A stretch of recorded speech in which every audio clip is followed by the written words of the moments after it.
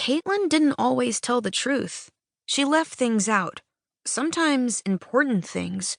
She had a brother and a dog.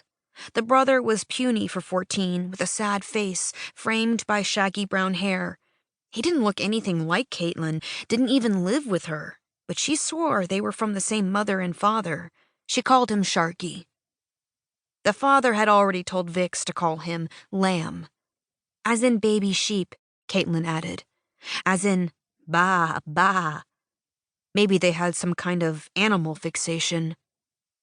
Lamb, Vix said, trying it out. It felt weird to call a grown-up, somebody's father, Lamb. He was tall and lean, wearing Birkenstocks, jeans with an iron-on patch, and a black pocket tee. He had the same toothy smile as Caitlin, and when he held out his hand to welcome her, she saw that his arms were covered in pale fuzz, lighter than the hair on his head, which was mixed with gray, even though he wasn't old. Not that his age meant a thing to Vix. Parents were parents. They were all about the same. In the baggage area at Logan, she identified her bag, and Lamb grabbed it from the carousel. She wished she had a canvas duffel like Caitlin's, instead of her mother's old black-watched plaid suitcase, held together by duct tape, with her name printed across it in magic marker. The dog, a black lab with a bandana around its neck, was in the back seat of a beat-up gray Volvo wagon. The brother was in the front. They both live with Lamb in Cambridge, Caitlin told her, before dashing across the street, making the driver of a Toyota slam on his brakes. But Lamb didn't say anything. He just smiled and shook his head. Tawny would have shouted, "Watch where you're going, Victoria. Do you want to get killed? Do you have any idea how much a funeral costs these days?" "Sweetie, you old thing," Caitlin cooed, kissing the dog on the mouth. "Hey, Vix, this is Sweetie.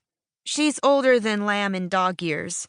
Give Vix a sniff," she told the dog, who did exactly that, starting with her crotch. Vix felt her face redden. She shooed the dog away and crossed her legs. When Caitlin introduced Vix to Sharky, she said, "You better treat her right." "I treat all your friends right unless they don't get it," Sharky said. Vix vowed then and there not to be a person who didn't get it, whatever it was. The drive seemed to take forever. Lamb tapped the steering wheel, keeping time to the music on the tape deck. Hey Jude.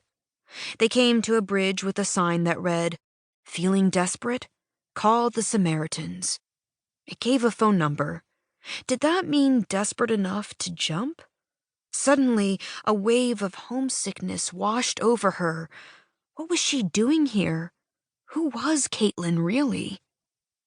It was almost sunset as they pulled onto the ferry, another first for Vix.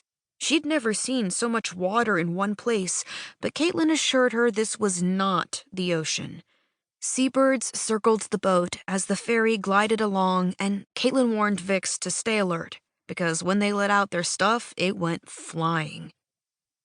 45 minutes later, when they docked, Vix sensed that this would not be the tropical island she had conjured up in her fantasies. The night air was far from sultry, there was no reggae music, and the trees were pines and oaks, not palms. The phone was ringing as Lamb unlocked the door to the house.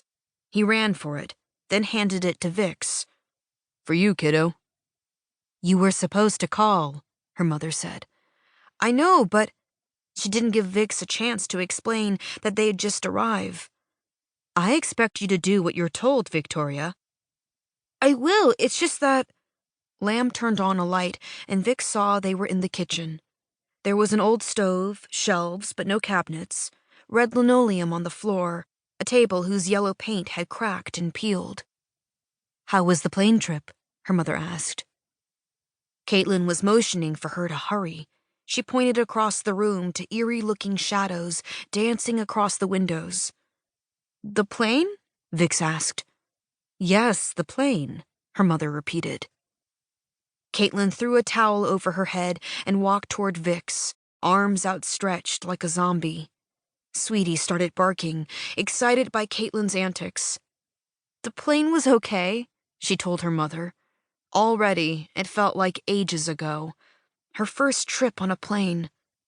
She wondered if all the firsts in her life would go by so quickly and be forgotten just as quickly.